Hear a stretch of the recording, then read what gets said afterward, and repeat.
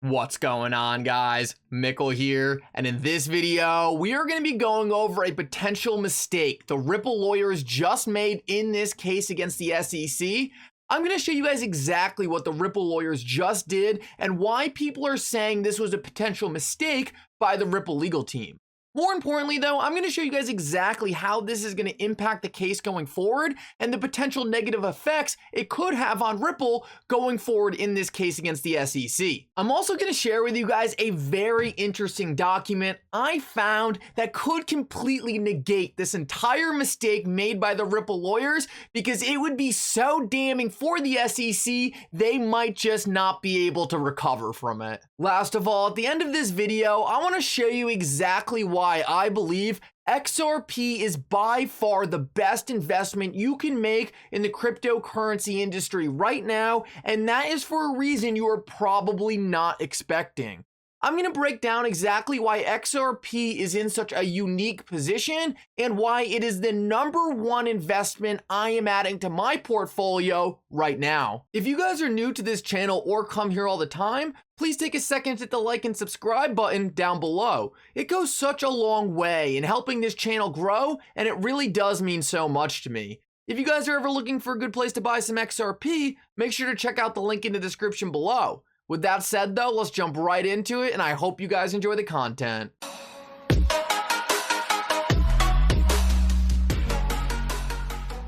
So guys, I wanted to start this video off and quickly show you this quote by Gary Gensler, because sometimes I think when we watch how much of an abysmal job he has done in regulating the cryptocurrency market, we forget about some of the gems he said back in the day. And I think this goes to show, even if he's all up on his high horse right now, trying to take control of the entire crypto industry, at the end of the day, he does know that XRP is the standard, and there is no way he is going to go out of its way to try to destroy the game-changing technology stack Ripple and XRP create. So back when Gary Gensler was at the SEC, he said you could use blockchain, but you need a bridge currency in between those CBDCs. And that bridge currency could be a stable value that's backed by the US dollar or euro, or it could be a currency like Ripple has an alternative.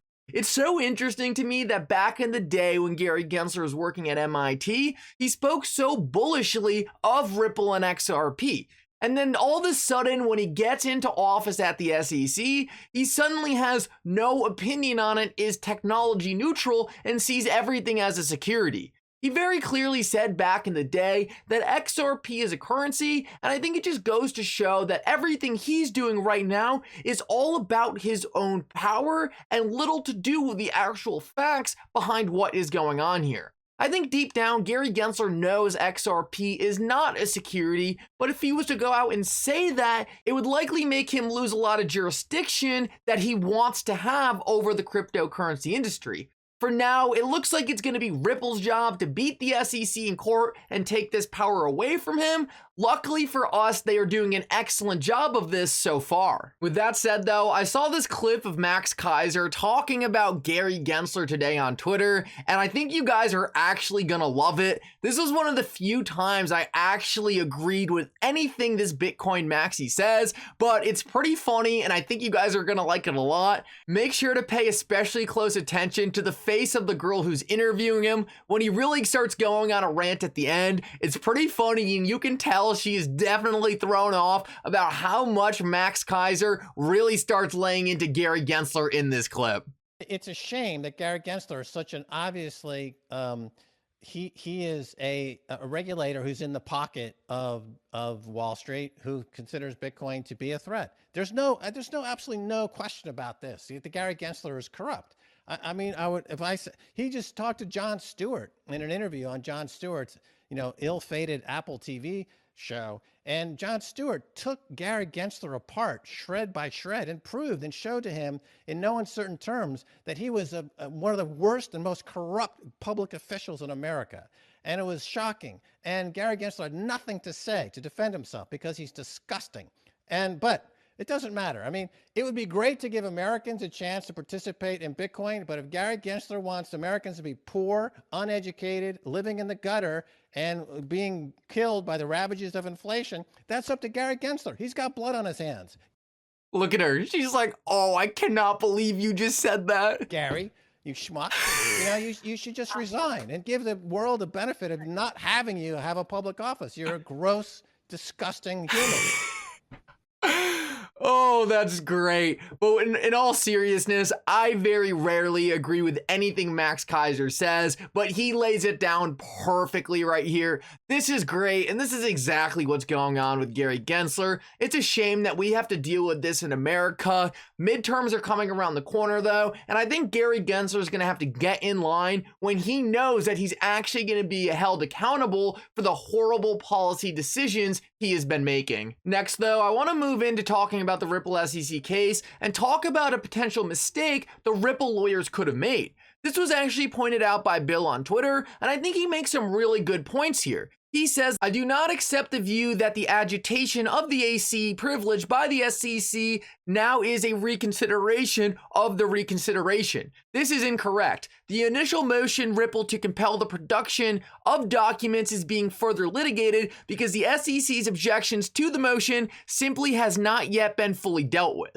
So if you listen to that and you're like, what the heck did that mean? I'll save you guys me going through the rest of this thread and I'll just break it down for you how I understand it. So this all has to do with Bill Hinman's emails. We know a while back the SEC tried to raise the DPP claim to the court in an excuse for them not to hand over Bill Hinman's emails and the drafts to Ripple. This took a while to be ruled on, but eventually the court came to the conclusion that the emails that Bill Hinman sent out and the drafts are not covered by DPP and that the SEC should still have to hand over those emails and drafts to Ripple. Well, because the SEC lost on the DPP motion, they decided to raise a different privilege claim, which was the attorney-client privilege, and now they went back to the court and said, hey, if it doesn't apply under DPP, we are now asking you to see if it applies under the attorney-client privilege, and essentially another attempt to prevent themselves from having to hand over the Hinman emails to Ripple. The Ripple lawyers slammed the SEC for trying to delay the case because of this, and said that they are simply re-arguing the same issues.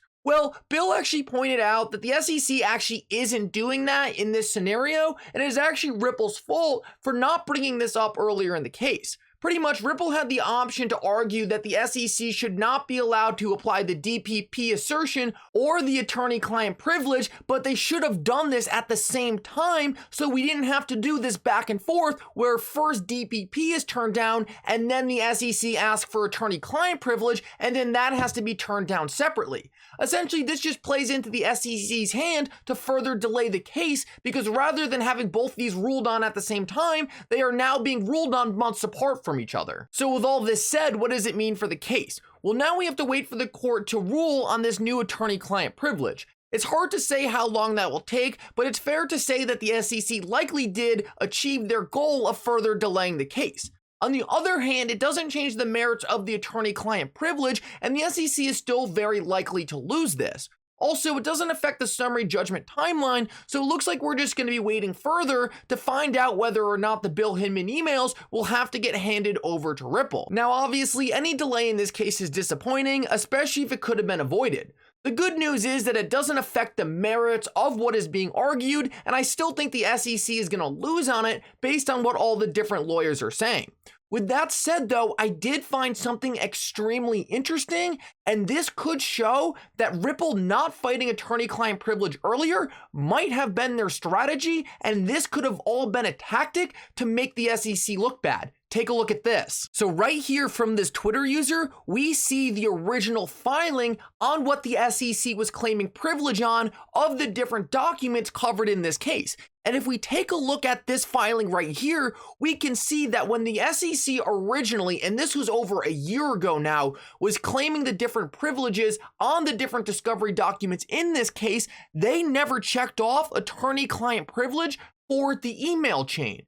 Now, this is super interesting because they clearly didn't think this email chain was covered by attorney-client privilege a year ago, but now they're coming back to the court and trying to say, hey, this email chain is attorney-client privilege. So what I was thinking is that Ripple might have purposely baited the SEC into changing their argument, knowing they would once again be contradicting themselves in this case.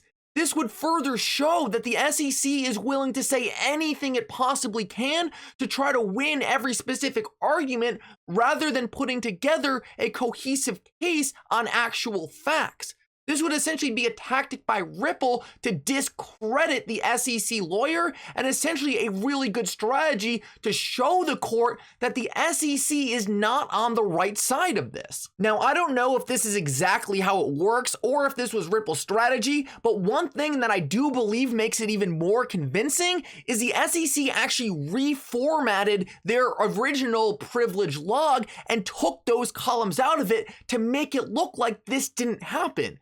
This could be the SEC trying to cover it up, and would make sense why Ripple would be trying to bait the SEC into doing something like this, because it makes it look like the SEC doesn't know what they're doing in this case and makes them look extremely unprepared to make the arguments they're trying to make. Ultimately, if this was in fact the goal by the Ripple legal team, then this wasn't a mistake at all, and actually a genius move to completely expose the SEC's incompetence. Last of all, guys, I wanted to cover this quickly for those of you who stuck around. I know it's easy to lose sight of the end goal with the negative price action we're seeing in the crypto market, but I think it's so important to realize that you have such a rare opportunity with XRP right now that you might never have again. I tweeted out there is an extreme divergence in the XRP price and its fundamentals. The SEC is artificially suppressing the price of XRP as the fundamentals go parabolic. Eventually, the price will catch up in an explosive fashion. The same thing happened for Tesla. Guys, I firmly believe the XRP fundamentals have never been stronger. The SEC's BS case does not change any of this, and it's just giving us a better opportunity to buy cheap XRP. There has been so much fundamental explosive news for XRP, and it has not been reflected in the price. When this case ends, all of those fundamentals will need to be reflected in the price, and XRP holders who held through all the FUD, held through all the hard times, are going to be heavily rewarded. Guys, thank you so much for watching. I really hope you enjoyed this update. Make sure you like and subscribe. It does so much to help this channel grow. And for now, Mickle out.